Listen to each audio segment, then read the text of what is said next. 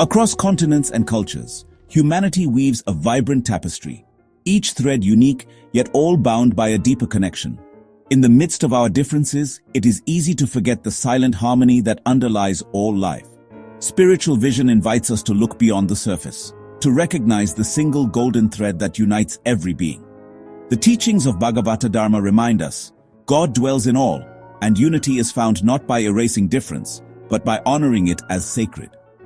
Through quiet faith and gentle practice, we nurture this awareness within ourselves. Every small act of devotion becomes a step toward unity, a celebration of the divine in all things. Let us open our hearts to this vision, seeing God's presence in every face, every moment, and every corner of creation. We carefully water, manure, and take other care of a plant that we particularly wish to grow. Conversely, we disregard the plant about which we care little. Similarly, we should carefully nurture the precious plant of firm faith in God, ignoring the mortal body and thoughts pertaining to worldly matters. We put a guard around a tree to protect it from cattle. Our efforts for attaining God should similarly be protected from being noticed, lest they be affected by an evil eye. Our search for God should be sincere, but unseen as far as possible. A seed we have planted is not to be dug up every day to see how much it has grown. Similarly, hanker not after mystic experience or realization. It will only hamper and retard your progress.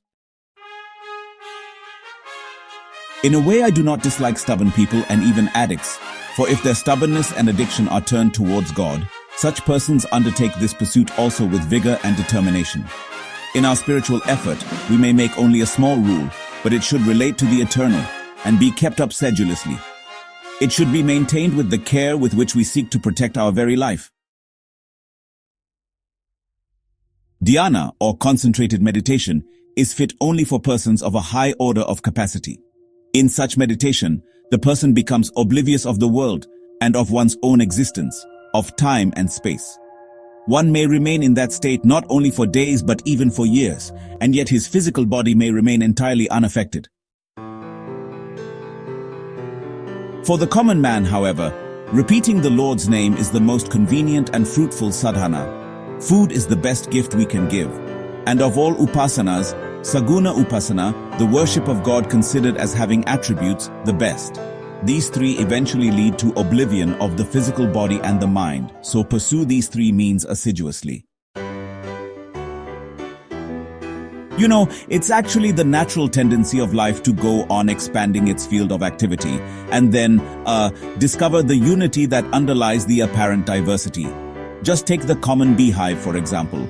The bees go out, collect nectar from all sorts of different flowers, and then they convert it into what we call honey. In the same way, we should try to see the unity in the multiplicity of life, the one God who pervades everything. One should honestly treat everything and everyone as a manifestation of the one all-pervading God and realize that the same God animates us too.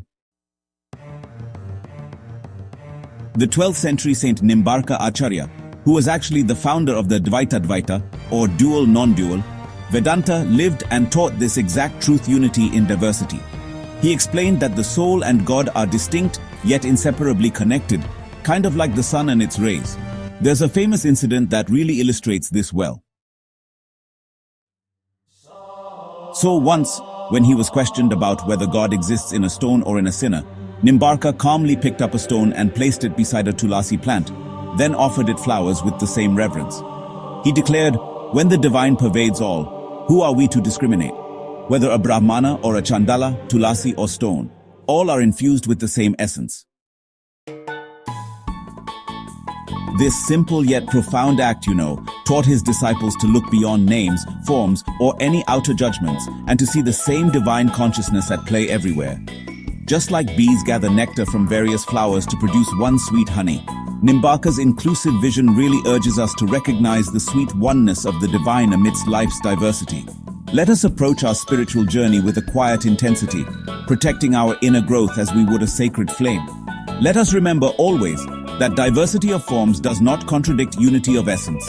By embracing Nama, by offering food, and through Saguna Bhakti, we dissolve the illusion of separateness and experience the one divine shining through all. See God in all, serve God in all, love God in all.